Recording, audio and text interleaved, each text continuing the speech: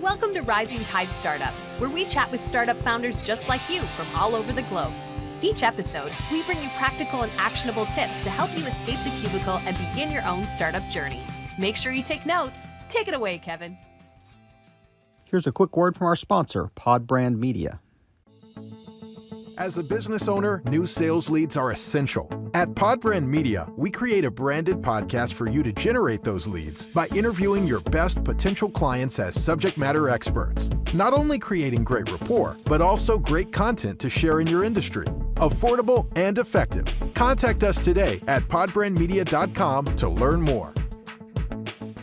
This is Kevin Pearl with another episode of Rising Tide Startups, and I've got a great show today. Like we mentioned before we hit the big red record button, we have a buy one, get one free guest today. We have Kristina Clifford and Shelby Dash of Take2Content with us today. Guys, welcome to Rising Tide. Thank you. Thank you so much. We're super excited to be here. So I don't know who to start with. I'll let you guys flip a coin, but if we were at a networking event, how would you introduce yourself to me kind of individually? And maybe if you've got a little monologue there going on, you could do it together. Okay. Should we do it at the same time? I'm going to let you go. Okay, great. So we describe ourselves as a one-stop video production shop because we do all aspects of production, from concepting and ideation to casting to location to final edit and final delivery. And we do a myriad of different types of video, whether it's a website video somebody needs, or UGC content for social, or broadcast commercial. And our niche, I would say, is really bringing out the comedy or the levity and all that we do. All right. So tell for our videos that are actually watching this on YouTube, who is whom? I'm Shelby. I'm Kristina. Shelby has the glasses. Kristina doesn't have the glasses on right now. So Yes. Anything to add, Shelby? Honestly, she pretty much nailed it. The only thing I'll throw in there is that we come from a comedy background. I'm sure we'll get into this a little bit, but we were both actors, and I did a little bit of stand-up and whatnot. We've both done some improv, and that kind of organically led us into creating comedic branded video content and ads for businesses. So we kind of come from a creative first perspective, which I think separates us in the marketplace. It is an interesting story, and I've actually heard it on another recording. But for our listeners, we're going to get a chance to share that right now. So just start from the beginning, how you guys were kind of both headed in a similar direction, but didn't know each other, and how you got together. Well, we both were actors. So we were, of course, in a acting class in Los Angeles. And I remember Shelby did this comedy scene. And I was like, gosh, that girl's funny. And I knew that she was super motivated. And this is before all the saturation of video making that we have today. This was before all that. So I knew she was motivated to create her own content. And so I don't know if I approached you or you approached me, but we both thought each other were funny. And we kind of dove into the world of teaching ourselves how to write a funny sketch, and then shoot it on a camera and then edit it ourselves. So from there, we kind of became fast friends, and then it melded into business partners. And it was actually the pandemic that really turned it into a business, because we both lost our day jobs, as most people did. And randomly on Craigslist, I find this Swedish ad agency. And he's like, oh, yeah, I have all these brands want to come up with some ideas. And so me and Shelby were like, okay, let's pitch and brainstorm a bunch of ideas. And we did. And he was kind of like taken aback. He was like, these are all great. Like, can you produce them for me? And since we had a pretty small crew and wanted to keep it in the tight bubble, we started making them for him, and just soon realized that we had something, and took the leap and made it into an actual business.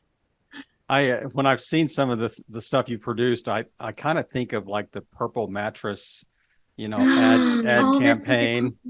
It's kind of, it feels like that same vibe, or I'm trying to think of what the product was, where the unicorn was like excuse Squatty me, potty. pooping rainbows.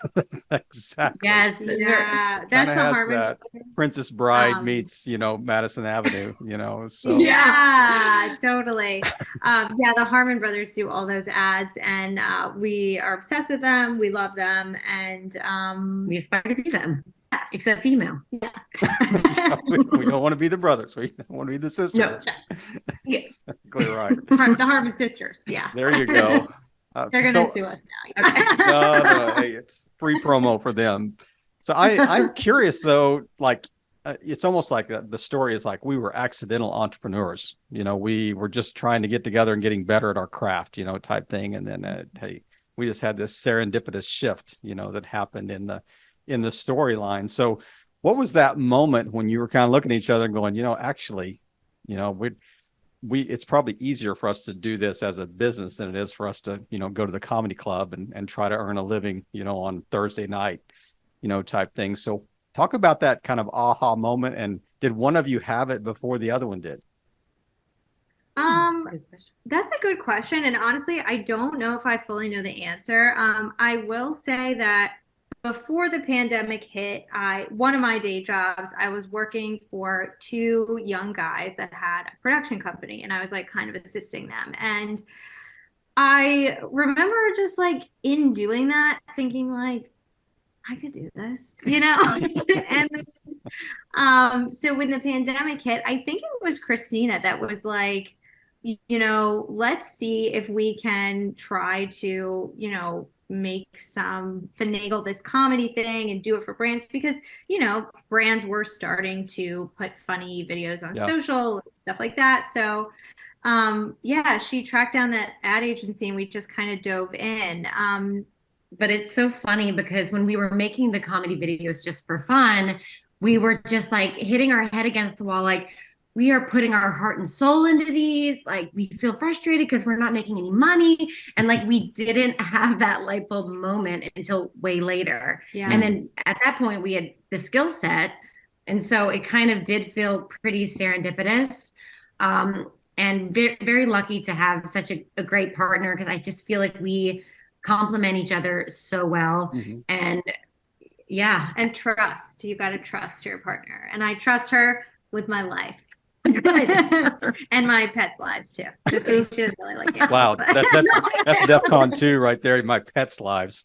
That is, yeah, that's serious. Kids, that's serious trust. Yeah, So, as good as it gets. I will say, go ahead. Just to sneak in real quick. I think that when we lost our jobs, that pushed us into the deep end. And sometimes people need that. And I kind of wish we had that realization sooner. And I feel like maybe that could be valuable for people.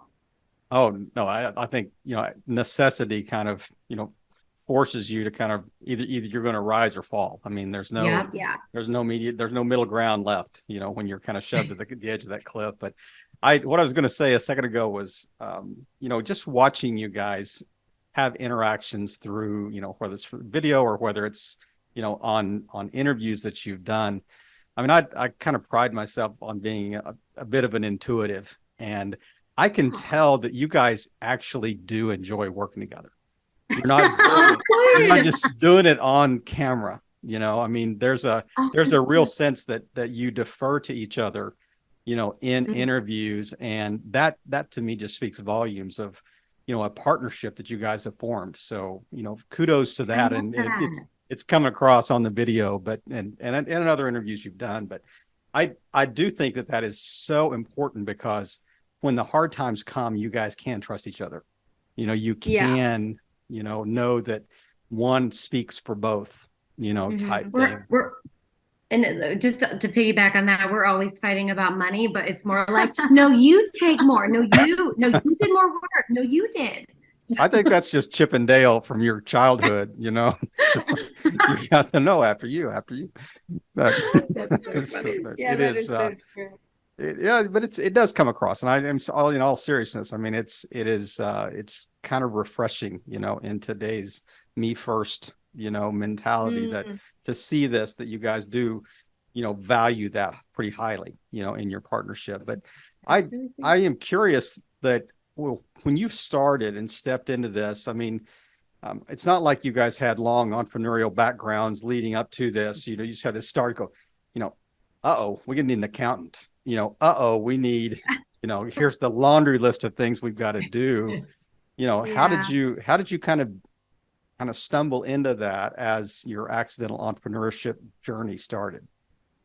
We stumbled. We really stumbled. I mean we really stumbled? That's right. Yeah. The IRS is still after us. That's right.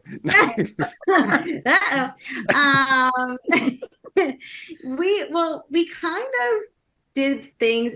I think a lot of people are like, I want to be an entrepreneur and I want to start a business, and they go out and they get their LLC and they set up their bank account, and that's all fine and good. But when we first started making money together, I think we went for probably a year where we were doing projects together, getting paid, and just like it was a nightmare because like with the expenses and everything, just splitting it up personally. And it was only when it got to a point where like we're like, this is getting ridiculous, that we went and we did start the LLC and the bank account and the operating agreement and all that. So for us, I think because we are both, I don't know, I think we're more maybe like learned entrepreneurs. So maybe we were kind of finding our way as we go. Logistically, we did everything like really bare bones. Her friend is an attorney, and we sought his advice with our operating agreement. We also have we've been working together before this business for 10 years. So we have a lot of trust. And like I said, I'm so grateful for her every day. Like, our partnership is extremely rare, and I see it in other people that have partnerships that don't last. So that said, like, if you're going into business with somebody that you don't really know, I think that's like, you better have a rock solid agreement. But for us, we're very much on the same page, and, her wins are my wins and vice versa. Does that answer your question? I just want to for talk sure. about the rabbit hole. Yeah, no, absolutely. And I think that's helpful, to those that are listening, especially if they're trying to start something with a partner, a partnership agreement from the very, very beginning. Because when you mentioned the operating agreement, I mean, that is important, because I'm curious, you can have kind of the formalities of, okay, here's what we're going to do. You're going to do this, you're going to do that. But when it really comes down to it, it's a real danger, for partnerships where one partner feels like they're pulling a little more of the weight than the other person does, So how have you avoided that, other than you're just too kind to each other? I mean, how have you avoided that in your partnership? And did you do that in writing? Or did you do that in, hey, we're going to sit down and have a real heart to heart here and decide who does what based on strengths and that type of thing? So how did you guys kind of set that ball in motion? Well, we probably could be better at that part of it, but I will say if there's ever something that I'm doing that is bugging Shelby or vice versa, I think we are really good at confronting it and just nipping it in the bud, and just knowing that we're each going to make mistakes and things are going to happen, but I don't take offense if I'm doing something and she brings it up. We can work on it. We can grow. And I think that just, speaks to the comfortability level between us as well. And to be perfectly honest, and we should probably change this, but in the agreement, we are 50-50. And I think we did that. And I know every lawyer kind of frowns upon that, but because we trust each other so much, that is what it is. But yeah, I'm not even sure if I answered your question either, but yeah, we also, I know you talked about the splitting up of tasks, and I know a lot of people do that. We actually kind of take on equal tasks, as weird as that sounds, in the sense of we do a lot of work together. Obviously we do split things up sometimes, but we both edit, we both write, we both, so there are small things that we'll divide up, but for the most part, it's not like she handles the finance and I handle the creative or something like that. Right. Yeah, it's like a collaboration in the sense that, because we screenwrite as well. So like say we are screenwriting together or we separate something, we each do a little bit of work, we always cross-check. Mhm. And I think that just makes our work that much better, because I can see something that she's maybe not seeing and vice versa. So yeah, that's kind of how we operate, which as we grow, maybe things will change, but right now it is working for us. Yeah, I think if anything, we would maybe bring on somebody else to handle, like we'd love to bring on a full-time accountant or somebody that can just handle like the financial side of things. Because we really do treat it like we kind of treat our business partnership the same way we treat our screenwriting partnership, which I guess it's interesting. It sounds like to me like, okay, there's dishes in the sink. I'll flip you for who has to do them. I'll flip you or who has to do the books this month. That's right. Exactly. Yes. Yeah. You were late to the meeting, so you have to do the accounting this month. So it's one of those, it's a punishment. But I'm so once you started, when was Take2Content actually and officially launched? The year, I think it was August of 2020. 2021, I think. Oh, really? We should know that. Yes, 2021 is exactly right. It was 2021. Those years get a little weird. Okay, Shelby does the calendar from now on. Okay, yeah, I do the calendar. Right. Yes, I do. That is one difference between us. She is very technically savvy, where I think I'm a little more right-brained, but she's also very creative. So it's a mishmash. I like as long as you can work it out. Spreadsheet. Yeah, that's right. Exactly. Whatever works to help manage that project. But so you launched in 2021. I mean, you said you had a pretty long track record of like production, before that. So what does it look like from 2021 till now? Is it this upward right hockey stick growth? You're just like, hey, we're turning business away now. We don't even have to go lead generate out anymore. They're coming to us because we've had such great success early, or has it been a little more up and down roller coaster ride? I love that question. Yeah, I would say, we're dealing with that right now, actually. Our first year was, I think, surprisingly great. And I think we were, if I would go back, I'd be like telling myself, okay, there's going to be ups and downs. It's not always going to be smooth sailing. And not that it was smooth sailing, but I just think we had a really good first year. And I think now we're finding it a bit slower just because of the economy. And then there's like the writer's strike that's happening. So there's like a lot going on in the world. But we are tenacious and we are finding ways outside of the box to network and to find potential clients. So I think if anybody else is in that position, the answer is action. And I'm telling you this as well as I'm telling myself this, because putting it out there and planting the seeds is a huge part of it. Yep.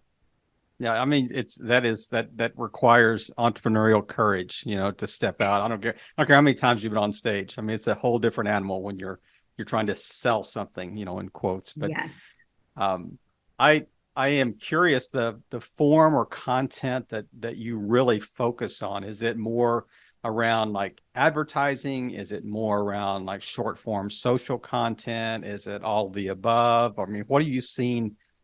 From trend standpoint, what have you seen that you need to kind of move into, because that's kind of where the wave is headed? Yeah, it's tough. I would say we are starting. When we first started, we were doing a lot of YouTube ads and longer form content, and we've definitely seen a trend towards shorter. And, a lot of people are coming to us now for like TikTok or Instagram, like 30 seconds to 1 minute content. Sometimes, lower production value because they want it to look authentic to the platform. Yeah. So we are kind of exploring that area a little bit more.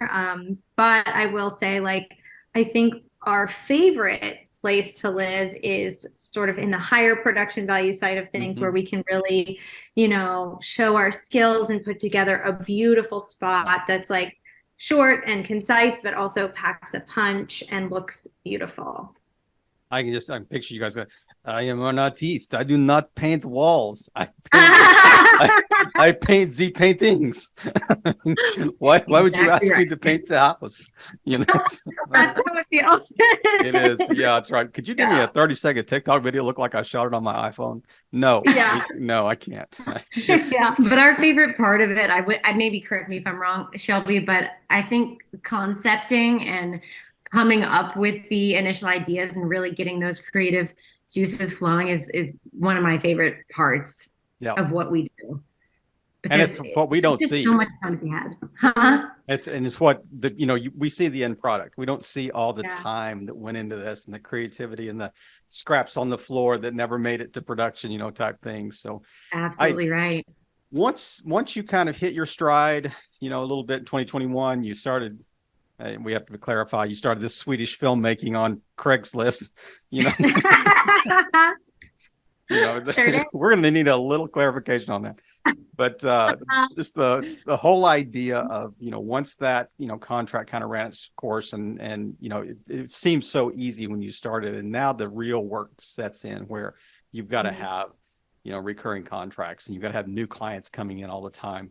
What are some lessons that you've learned along that pretty short path, say in the last 18 to 24 months, that you think have really been helpful recently that you might not have known in 2021?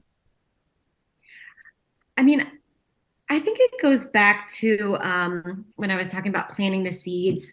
I think at first, like there maybe was some blinders on. It's like, okay, focused on this path. But really, if you open your mind to all the possibilities and ways to acquire a new client, like I think not poo-pooing something just because you're like, oh, I don't think that's the right way to go. I think, well, like Shelby says, like take the meeting, no matter what your preconceived notions are about it, because you can be really surprised, and we have been in certain instances. Yeah, I think that's sage advice. Yeah, where I've almost canceled. Like we have a call with someone, I'm like, I don't even know if this is worth it, and then it turned into a fabulous job. So, do everything, say yes. Especially early. That's right. Especially early in the process. Later on, you can niche down and you can say, hey, I'm going to be a little more selective in what I'm going to choose. But for sure. Where do you see Take2Content going in the next 18 to 24 to 36 months? What's the plan? That's a great question. I think we're also kind of with the economy and how everything's been changing in terms of people looking for shorter form content. We're kind of trying to figure that out too. We are definitely exploring taking more clients and jobs in that arena where we can still, because even with our own, whenever we post something just on our own, we notice like if it's shot on a nice camera and it's put on, TikTok or whatever, it still does better. I don't know what it is. I think it just looks better or, it's more eye-catching. Right. Yeah. So I think there is like a spot for good production value, but keeping it tight and obviously humor in those areas. And then we're always trying to expand our broadcast portfolio. So we're probably going to be doing a little bit more outreach around that pretty soon. I think summertime is kind of a good time to do that because people want the commercial shot and ready to go for Christmas and all that stuff. I think. Yeah. And I think just shop on that. Like we would love to have a team that's not just Shelby and I. Like we did recently hire a virtual assistant and she's absolutely wonderful. But I think down the line, it would be wonderful to have people in place to where, say, we can focus more on the creative and not have time taken away for it, like Shelby said, like accounting or the jobs that we don't want to. Right. But that's like further down the line, definitely. And then we've also been toying with the idea of going more towards like package type deals, like a client that wants to use this on a monthly basis. So we're trying to figure out what is working right now for the market we're in. And like you said, like the trends shift so quickly. So And now here's a quick word from one of our new sponsors on Rising Tide Startups. Have you been wanting to start a podcast but not sure where to start? Well, now you can start a podcast in less than 24 hours. I'm David Ezel, and I'll walk you through all of the things that you need to get started today. Things like how to choose the right microphone, how to edit your audio, and how to find guests and build a pipeline of future guests. This course does a great job of keeping things high level while also diving into the things that keep most people from starting. Go to realdavidezel.com/courses to learn more. That's realdavidezel.com/courses to learn more. Even better, if you use the code RISING at checkout, you'll get 20% off your purchase. But that's only when you use the code RISING at checkout. What are you waiting for? Start your podcast today. Here's the $1 million question. I've been wanting to ask this for the entire episode and probably thinking about this before we even jumped online. But tell me how you see AI affecting your business. I mean, you see, I'm on TikTok enough because I'm chasing my 21-year-old, but you see that enough to see, that just the CG, the computer generated, videos and things like that are just, I'm mind blowing, what they can do with AI. So how do you see that, affecting the purists, kind of in the industry like you all? It's definitely scary. It can get really scary. I think if you're a graphic artist or, a motion graphics artist, like that could be very, very scary. I do think seeing a human being on camera is still very important and will be very important for a long time, just in terms of like connecting with the consumer or, a business client or whatever. And I also think some people are going to want to be on camera forever. Like they're going to want to show themselves as like the face of their business. So I feel hopeful. I think it's going to be okay. The way I said that, I'm so scared. I've had arguments with my cousin who's like, it's taking over, Tina, it's taking over. And I'm like, no, it's going to be fine. But I do feel like, especially with humor, I think it's going to be a while before it's able. I feel like a lot of people don't quite understand the writing process, especially with screenwriting too. There's so much that goes into it, and the AI, I feel like they're basically just, what do they call it? They've just been ripping off old stuff and like putting it together. It doesn't necessarily mean it's going to work. Right. Like we change one tiny thing in a script and it's like a domino effect for the whole thing. So I just think we're not there yet, but it does make me nervous. Yeah, a lot of people don't. She's a ventriloquist too. Yeah. We have that as a backup. That's right. My mouth did not move.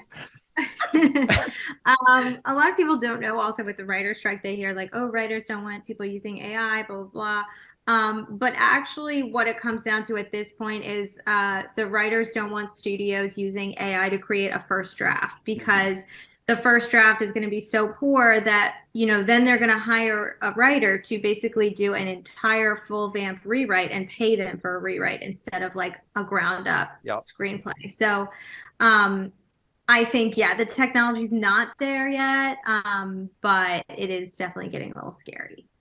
And it was interesting what Kristina said just a second ago, the idea of it's just, a mishmash of everything together. I mean, it really, you aggregate every comedian that ever lived and their content together. All you have is just a pile of communication. I mean, the timing's not there. The content doesn't fit. I mean, there's so much that goes into being funny. So much, and it is very intuitive. I mean, you have to kind of feel the audience, you have that type of thing. So I think you guys are perfectly safe. So nice. I haven't heard it yet. There's no robot computer generated comedian that's made me laugh all week, so it's been good so far.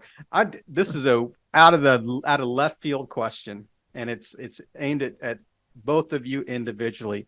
I am curious, who was that one person, that one comedian that you watched as a child or teen or whatever, that you thought, I want to be them? Well, mine might be cliche, but 100% Lucille Ball. I grew up watching I Love Lucy with my mom and my aunt, and she is just like the top cream of the crop, top of the top cream of the crop. And I think it's the hair, Kristina. I think it's yeah, yes. I mean, just her physical comedy and her, she's just a genius. And yes. I know it's dated, but I'll stick to that answer. Yeah. I'll give a slightly different answer, just in terms of like on the page. I remember when I was an intern for a studio, I read Mindy Kaling's pilot, which became the Mindy Project. Mm-hmm. And I have never laughed so hard from a piece of material, like from a written word on a page. Like I was just blown away. I just was like, I can't believe that, it's possible to make someone like laugh that hard out loud just with words. And I mean, I love Mindy. I love that. Great. Like she's just hilarious. Like she's authentically her. Mm-hmm. all the time. And I think same with Lucille Ball. Sometimes like when you're getting into comedy as a woman, there's like this thought that you can't be feminine or you can't be yourself. You have to be like, especially with stand-up, you have to be this like, I don't care type of person. And both of them are examples that, like, same with Joan Rivers, like you can be yourself and you can be feminine and there's humor in that. Yep. Just stick to who you are. So I've got my own versions of who I thought inspired you. So I was thinking more like Deborah Messing, you know, on Oh, I'm thinking like love her. She's great. How about Angela Johnson on Shelby Dash's side? Oh my gosh, Angela Johnson. She's so funny. She's a stand-up. Oh, yeah. I have to watch her. She does I haven't watched Bone Kui stuff. She does the, you know, the nail salon. You know, she is so funny. Oh my gosh, wow. So as we wrap up today, I am, you know, I'm trying to bring it back down to earth here because I caused it to go into orbit just a second ago. But I am really curious. Just speak to our audience. I want each of you to give me one kind of final. This is kind of our mentor moment. You know, I want you to kind of lead us in as new startup founders. You know, what is one thing that you wish you would have known that you know now, you wish you would have known when you started, you think would be helpful to about anybody starting anything? So give me kind of one-liners each. I'm still working on this. Stand up to your fears. And as cliche as that sounds, we call it the wall of fear too. Break through the wall of fear. It's just, it will hold you back in so many ways when you're second guessing.